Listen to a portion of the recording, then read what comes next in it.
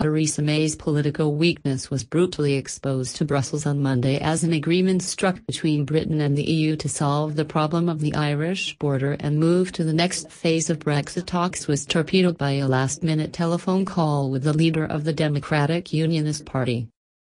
On a day of drama, the Prime Minister pulled the plug on a deal on the Irish border after it was rejected by the Democratic Unionist Party, which props her up in power, triggering claims she is being held to ransom.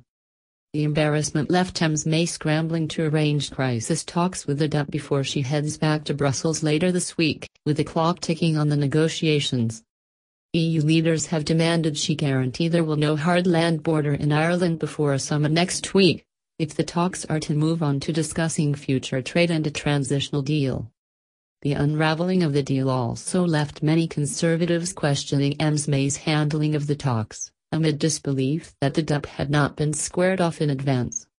The talks broke down after Arlene Foster, the DUP leader, ruled out any move which separates Northern Ireland economically or politically from the rest of the United Kingdom. "We have been very clear. Northern Ireland must leave the EU on the same terms as the rest of the United Kingdom," she said, speaking at Stormont. The party, despite being the Tories' partner in government, appeared to be blindsided by the UK's apparent concession of regulatory alignment on both sides of the border, to avoid checks.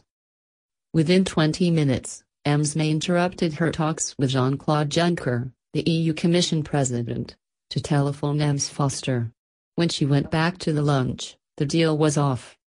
Later, Leo Varadkar, the Irish Prime Minister, went on the attack, accusing Ms May of reneging on a firm agreement to solve the border controversy and kickstart the talks. "The responsibility of any Prime Minister is to ensure that they can follow through on agreements that they make, and we are surprised and disappointed that they haven't been able to," he told a Dublin press conference.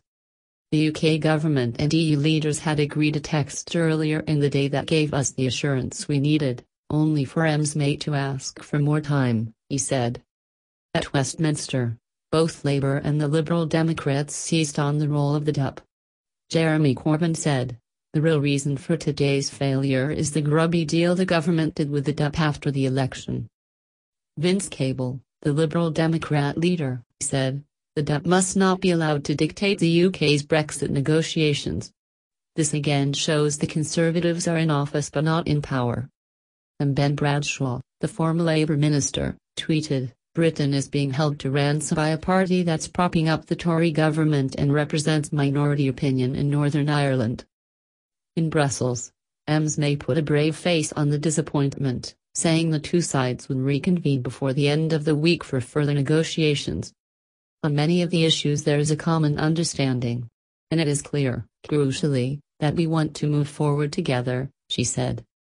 "But on a couple of issues some differences do remain which require further negotiation and consultation, and those will continue."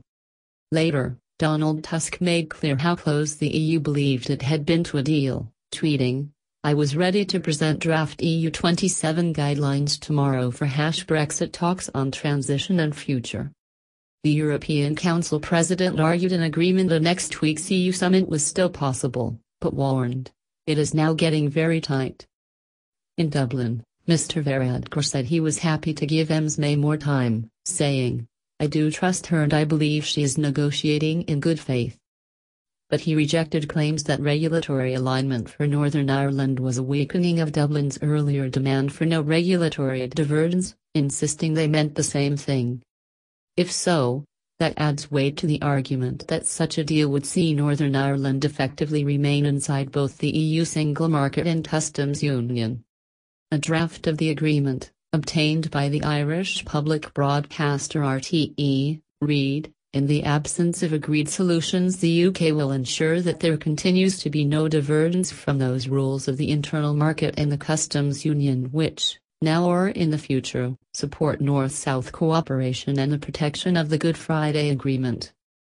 Nicola Sturgeon was fast out of the blocks, insisting that, if Northern Ireland was to be allowed to effectively stay in the single market, then so should Scotland. The First Minister's call was quickly echoed by Carwyn Jones, her counterpart in Wales, and London Mayor Sadiq Khan, who both demanded bespoke Brexit deals.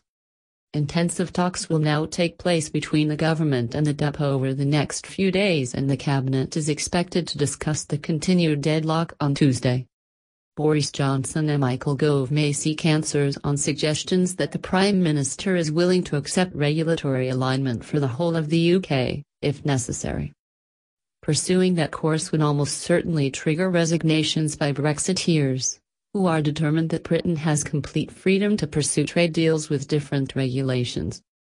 The Prime Minister's spokesman refused to discuss that claim, saying, "This is an ongoing negotiation. I'm not going to comment on that." Anti-Brexit campaigners also hit out at the DUP's role in the affair. It seems clear that Arlene Foster and the DUP are calling the shots and now are running the government. Labour and Conservative Remain-minded MPs outnumber this sad little rump by more than 10-1.